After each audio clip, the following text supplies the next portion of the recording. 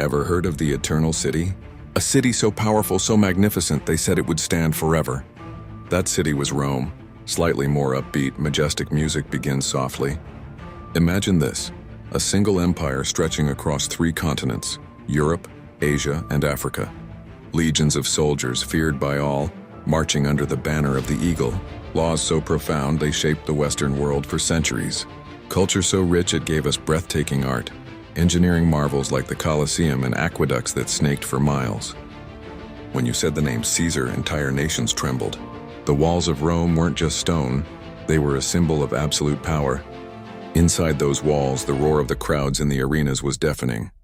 They truly believed they were the center of the universe, that their city, Rome, would never ever fall. Music shifts to a slightly more omen. But here's the thing about shining surfaces, they can hide a lot of darkness.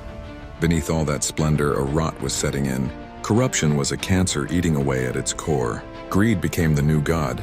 The once noble senators, they were masters of deceit, playing political games while the people suffered.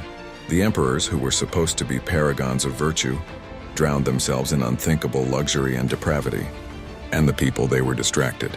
They were given bread and circuses, endless feasts and brutal bloody games in the arena, to keep them entertained and blind to the decay. They worshipped power, they worshipped pleasure, but they had forgotten the values that once made them strong. Morality was a forgotten word. Sin wasn't just present, it was celebrated, burning like a fire at the very foundations of the empire. A low rumbling sound effect like distant thunder, but warnings did come. Think of it like a storm gathering on the horizon. Prophets, faithful believers, lone voices in the wilderness, they all cried out, pleading with Rome to turn back, to repent. They warned that a house built on such a weak foundation could not stand. Did Rome listen? No. Their hearts were hardened, their ears were closed. They were too proud, too consumed by their own perceived greatness. Music swells with dramatic tension.